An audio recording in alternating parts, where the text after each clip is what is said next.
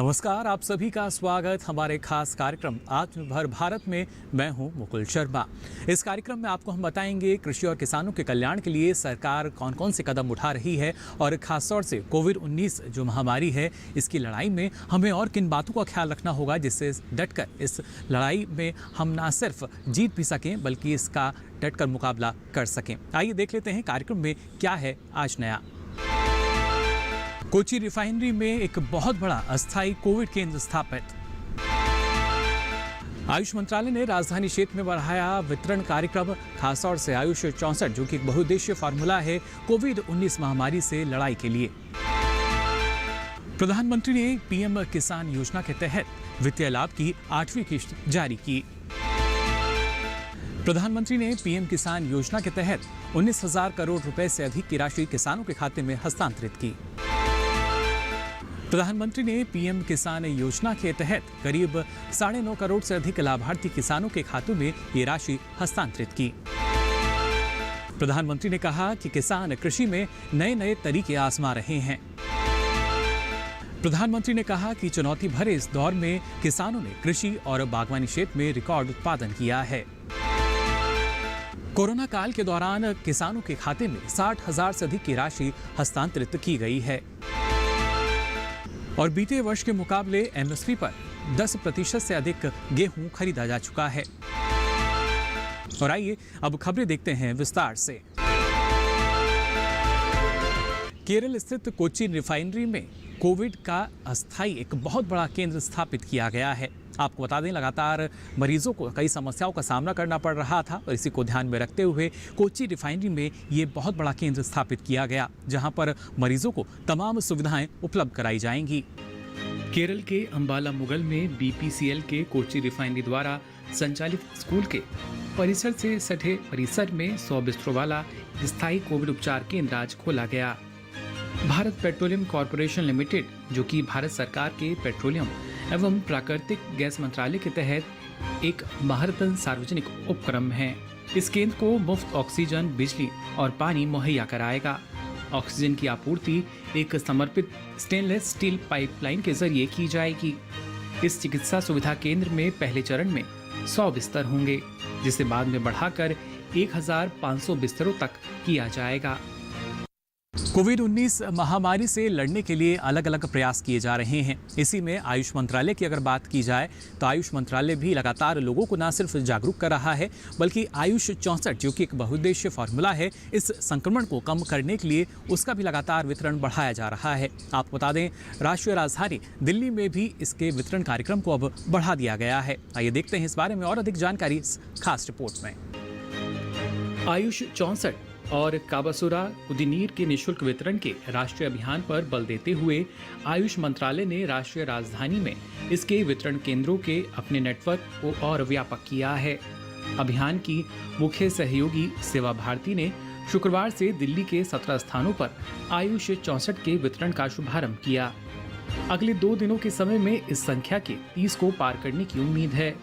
घरों अथवा किसी सरकारी या एनजीओ द्वारा व्यवस्थित पृथक चिकित्सा केंद्र में रह रहे कोविड-19 रोगी आयुष मंत्रालय की इस पहल से लाभान्वित हो रहे हैं। निःशुल्क वितरण अभियान का विस्तार अब 20 से अधिक राज्यों तक हो चुका है और राज्य के भीतर इसकी पहुंच में लगातार वृद्धि हो रही है। अखिल भारतीय आयुर्वेद संस्थान ने अपने निःशुल्क वितरण काउंटर को 24 घंटे के लिए खोल दिया है। 2 और आयुष संस्थान, केंद्रीय अनुसंधान संस्थान योग और प्राकृतिक चिकित्सा सेक्टर 19 रोहिणी और डॉक्टर डीपी रस्तोगी केंद्रीय होम्योपैथी अनुसंधान संस्थान सेक्टर 24 नोएडा ने भी अस्पताल से बाहर पृथक रूप से रह रहे बिना लक्षण वाले हल्के और मध्यम कोविड-19 रोगियों को आयुष 64 का वितरण शुरू कर दिया है। मंत्रालय ने पिछले शनिवार को दिल्ली में अपने 7 केंद्रों के माध्यम से इन औषधियों का निःशुल्क वितरण प्रारंभ किया। आयुष 64 एक बहु औषधीय फॉर्मूला है जो बिना लक्षण वाले हल्के और मध्यम कोविड-19 संक्रमण के उपचार में उपयोगी है। आयुर्वेद और योग पर आधारित राष्ट्रीय नैदानिक प्रबंधन प्रोटोकॉल में आयुष 64 की सिफारिश की गई है। और इसी के साथ ही हमारे खास कार्यक्रम आत्मनिर्भर भारत में वक्त हो चला एक छोटे से ब्रेक का। आप बने रहिए दूरदर्शन किसान पर।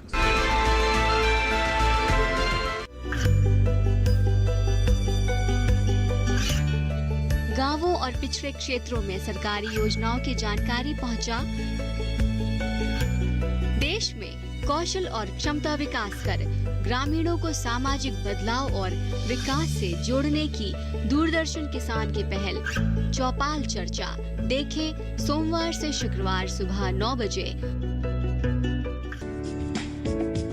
ये कामयाबी है अन्नदाता की। ये कहानी है खेत और खलिहानों की। कैसे करें अपने पशुओं की देखभाल, जानिए गांव-गांव के किसानों का हाल। देखिए गांव किसान सोमवार से शुक्रवार दोपहर 12 बजे सिर्फ डीडी किसान पर। ब्रेक के बाद आप सभी का एक बार फिर स्वागत हमारे खास कार्यक्रम आत्मनिर्भर भारत में। आपको बता दें, प्रधानमंत्री ने पीएम किसान योजना के लिए 8वीं किश्त जारी कर दी है। जी हां, वित्तीय लाभ के तहत किसानों से उन्होंने न सिर्फ किश्त जारी करके संवाद भी किया और खासतौर से अगर देखा जाए तो कोरोना काल में किसानों के खाते में 60,000 करोड़ से अधिक रुपए हस्तांतरित किए जा चुके हैं। इस कोरोना काल में भी देश के किसानों हमारे कृषि क्षेत्र में अपने दायित्व को निभाते हुए अन्न की रिकॉर्ड पैदावार की है। आप कृषि में नए नए तरीके आजमा रहे हैं। आपके प्रयासों को पीएम किसान सम्मान निधि की एक और किस्त और मदद करने वाली है। आज अक्षय तृतीया का पावन पर्व है। कृषि के नए चक्र की शुरुआत का समय है और आज ही करीब 19,000 करोड़ रुपए किसानों के बैंक खातों में सीधे ट्रांसफर किए गए हैं। इसका लाभ करीब करीब 10 करोड़ किसानों को होगा। बंगाल के किसानों को पहली बार इस सुविधा का लाभ मिलना शुरू हुआ है। आज बंगाल के लाखों किसानों को पहली किस्त पहुंची है। जैसे जैसे राज्य से किसानों के नाम केंद्र सरकार को मिलेंगे, वैसे वैसे लाभार्थी किसानों की संख्या और बढ़ती जाएगी। प्रधानमंत्री ने कहा कि मुश्किलों भरे इस दौर में भी किसानों ने कृषि और बागवानी में रिकॉर्ड उत्पादन किया है। वहीं बीते वर्ष के मुकाबले एमएसपी पर 10% से अधिक की सरकारी खरीद की जा चुकी है। भाई और बहनों, तेजी से सीधे किसानों तक लाभ पहुंचाने का यह काम उपज की सरकारी खरीद में भी बहुत व्यापक स्केल पर किया जा रहा है। कोरोना की मुश्किल चुनौतियों के बीच जहां किसानों ने कृषि और बागवानी में रिकॉर्ड उत्पादन किया है, वहीं सरकार भी हर साल एमएसपी पर खरीद के नए नए रिकॉर्ड बना रही है। पहले धान की और अब गेहूं की भी रिकॉर्ड खरीदी हो रही है। इस वर्ष अभी तक बीते वर्ष की तुलना में लगभग 10% अधिक गेहूं एमएसपी पर खरीदा जा चुका है। अभी तक गेहूं की खरीद का लगभग 58,000 करोड़ रुपए 58,000 करोड़ रुपए सीधे किसानों के खाते में पहुंच चुका है। सबसे बड़ी बात ये कि अब किसान जो उपज मंडी में बेच रहा है, उसको अब अपने पैसे के लिए लंबा इंतजार नहीं करना पड़ता, परेशान नहीं होना पड़ता।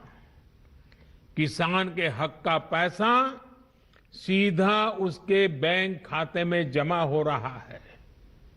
मुझे संतोष है कि पंजाब और हरियाणा के लाखों किसान पहली बार डायरेक्ट ट्रांसफर की इस सुविधा से जुड़े हैं। अभी तक पंजाब के किसानों के बैंक खाते में करीब 18,000 करोड़ रुपए और हरियाणा के किसानों के बैंक खाते में 9,000 करोड़ रुपए सीधे उनके बैंक अकाउंट में जमा हो चुके हैं। अपना पूरा पैसा अपने बैंक खाते में पाने का संतोष क्या होता है, ये पंजाब और हरियाणा के किसान भी अनुभव भी कर रहे हैं और मुखर होकर बोल भी रहे हैं। मैं सोशल मीडिया में इतने वीडियो देखे हैं किसानों के, खास करके पंजाब के किसानों के, कि इस प्रकार से उनको पैसा पहुंच जाना और वो भी पूरा पूरा पैसा पहुंच जाना, उसका संतोष इतने उमंग के साथ वो बता रहे हैं। साथियों, खेती में नए समाधान, नए विकल्प देने के लिए सरकार निरंतर प्रयास कर रही है। आपको बता दें, प्रधानमंत्री ने हाल ही में पीएम किसान योजना की 8वीं किश्त जारी की। इस बारे में और अधिक जानकारी देते हुए कृषि एवं किसान कल्याण मंत्री श्री नरेंद्र सिंह तोमर ने कहा कि लगातार किसानों के लिए और भी योजनाएं चलाई जा रही हैं, जिसका फायदा किसानों को मिल रहा है। जो किसान पात्र है वो इसके दायरे में अब आ जाना चाहिए, इसमें देरी नहीं लगना चाहिए। मैं आपको विश्वास दिलाना चाहता हूँ, विभाग इस दिशा में पूरे मनोयोग के साथ काम कर रहा है। आधार लिंकिंग का भी काम चल रहा है और कुछ ही दिनों में सभी पात्र हितग्राही इसमें जुड़ जाएंगे और 100% सैचुरेशन की जो आपकी कल्पना है, उस कल्पना को हम लोग मूर्त रूप देने में सफल होंगे। कृषि क्षेत्र में अनेक योजनाओं का संचालन हो रहा है, उसका परिणाम भी परिलक्षित आज देश के सामने हो रहा है। लेकिन पीएम किसान सम्मान निधि की जो यह योजना है, यह किसान के जीवन में निश्चित रूप से मील का पत्थर साबित हो रही है। प्रधानमंत्री ने किसानों के खातों में 19,000 करोड़ रुपए से अधिक की राशि हस्तांतरित की। इस दौरान पीएम किसान के सीईओ ने डीडी किसान के साथ खास बातचीत की। इस फाइनेंशियल ईयर की जो पहली किश्त है 1 अप्रैल से 31 जुलाई तक की, वो 9.5 करोड़ से अधिक किसानों के खातों में सीधे बटन दबाकर हस्तांतरित की है। इस किश्त में 20,000 करोड़ रुपए से ज़्यादा की राशि इन किसानों के खातों में चली गई है। और इसके अलावा इस बार ये पहली बार हुआ है कि वेस्ट बंगाल के किसान भी सम्मिलित हुए हैं और 7 लाख से ज़्यादा किसानों को उनकी किश्तें उनके खातों में गई हैं। जी सर, जितना जो टारगेट रखा गया था, अभी कितना और टारगेट रह गया सर? टारगेट की स्थिति नहीं थी। जो हम कोशिश कर रहे थे कि सभी देश के किसान इसमें सम्मिलित हों। केवल पश्चिमी बंगाल के किसान सम्मिलित नहीं थे, आज से वो सम्मिलित होना शुरू हुए हैं। तो अगर पश्चिमी बंगाल के सारे किसान आ जाते हैं तो हमारा जो कंप्लीट 100% सैचुरेशन का ड्राइव है देश का, वो पूरा हो जाएगा और हमारे समस्त पात्र किसान जो देश के हैं वो पीएम किसान सम्मान निधि के दायरे में आ जाएंगे। और सर, आगे के कोई रणनीति सर की कुछ आगे कोई टेक्निकल या कुछ ऐसी है प्रोविज़न जिसको लागू करने की आवश्यकता? अब आने वाले समय में हम पीएम किसान डेटा को और स्ट्रेंथन करेंगे और हम राज्यों के साथ मिलके जो किसानों के लैंड रिकॉर्ड हैं उनको इसमें जोड़ेंगे और जो वेरिफिकेशन का प्रोसेस है जिससे सभी पात्र किसान आएँ और अपात्र किसान अगर कोई जुड़े हैं वो सूची से निकलें, वो प्रक्रिया को और तेज़ी से करने का हमारा प्लान है। और अगले 3 महीने में हम कोशिश करेंगे कि सभी देश के पात्र किसान वेस्ट बंगाल को मिला के सभी को हम जोड़ लें और अगर कोई अपात्र है किसी कारण से उसको सूची से अलग कर दिया जाए। और इसी के साथ ही यहाँ वक्त चला एक और छोटे से ब्रेक का। आप बने रहिए दूरदर्शन किसान पर।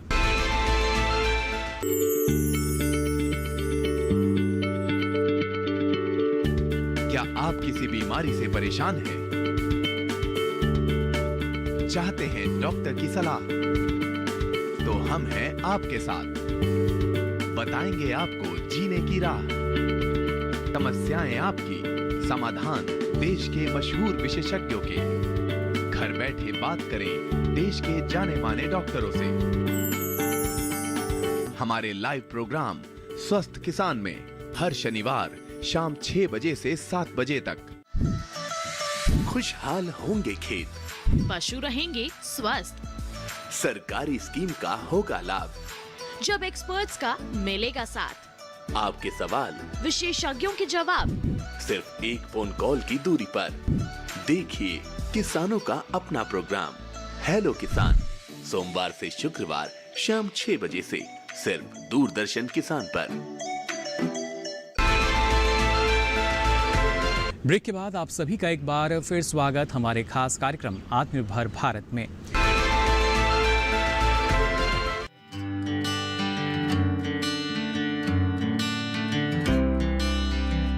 गुरचरण सिंह मान बठिंडा जिले के तुंगवाली गांव के एक सफल किसान हैं। जिस स्थान से ये संबंधित है वो एक शुष्क और अविकसित क्षेत्र है, लेकिन ये अड़चनें उनकी मजबूत इच्छा शक्ति के सामने कुछ भी नहीं थी। वर्ष 1992 से इन्होंने खेती करनी शुरू की थी। उनके पास पहले से ही 42 एकड़ खेत थे। उस क्षेत्र की शुष्कता के कारण वो केवल गेहूं और धान की खेती ही कर पा रहे थे। कई प्रयासों के बाद जब वो पारंपरिक खेती से संतुष्ट नहीं हुए, तब उन्होंने अपनी खेती के तरीकों में बदलाव लाने का फैसला किया। उन्होंने विविधतापूर्ण खेती की प्रवृत्ति को अपनाया और इस पहल के कारण उन्हें पंजाब कृषि विश्वविद्यालय द्वारा वर्ष के सर्वश्रेष्ठ किसान के रूप में चुना गया और विविधीकरण को अपनाने के लिए पूर्व पंजाब कृषि विश्वविद्यालय शिक्षक मनिंदरजीत सिंह संधू द्वारा स्थापित पार्वती भारती पुरस्कार से सम्मानित किया गया। गुरचरण सिंह मान फिलहाल 42 एकड़ में से 10 एकड़ में बाग, 2.5 एकड़ में सब्जी की खेती, 10 एकड़ में मछली पालन करते हैं। साथ ही इन्होंने आधे एकड़ खेत में बरगद के पेड़ लगा रखे हैं। विविध खेती के अलावा गुरचरण सिंह मान मधुमक्खी पालन भी करते हैं। उन्होंने केवल 7 मधुमक्खी बक्से के साथ शुरुआत की थी और आज उनके पास 1800 से अधिक मधुमक्खी बक्से हैं, जिनसे हर साल कुल उत्पादन 1000 क्विंटल शहद का होता है। इनके द्वारा उत्पादित शहद गुणवत्ता में उत्कृष्ट है और कई देशों में मान्यता प्राप्त है। मधुमक्खी पालन में उनकी सफलता ने जिला प्रशासन को अपने गांव में शहद प्रसंस्करण संयंत्र स्थापित करने के लिए प्रेरित किया और ये संयंत्र 15 लोगों को रोजगार दे रहा है, जो गरीबी रेखा से नीचे आते हैं। उनका मधुमक्खी पालन व्यवसाय न केवल उन्हें बल्कि कई अन्य लोगों को भी रोजगार उपलब्ध करा रहा है। गुरचरण सिंह मान ने वास्तव में विविधीकरण के अर्थ को समझा है और उन्होंने इसे न केवल सब्जी की खेती में बल्कि अपने व्यवसाय में भी लागू किया है। उनके पास बाग, मछली फार्म, डेयरी फार्म है और वो जैविक खेती में भी सक्रिय रूप से शामिल हैं। मधुमक्खी पालन व्यवसाय से उन्होंने अन्य संबद्ध गतिविधियां शुरू की हैं, जैसे बी बॉक्स बनाना और वैक्स कैंडल मेकिंग आदि। मधुमक्खी पालन अब उनका प्राथमिक व्यवसाय बन गया है। शहद के अलावा वो हल्दी पाउडर, लाल मिर्च पाउडर, जैम, अचार व मसाले भी बनाते हैं। इन्होंने इन सभी उत्पादों को मान के नाम से बाजार में उतारा है। उनकी सफलता की मुख्य कुंजी उत्पादन लागत को कम करना है। साथ ही लगन और कड़ी मेहनत ने इन्हें अपने काम में सफल बनाया है। सफल प्रयासों के कारण गुरचरण सिंह मान को वर्ष 2011 में NG रंगा किसान पुरस्कार से सम्मानित किया गया है।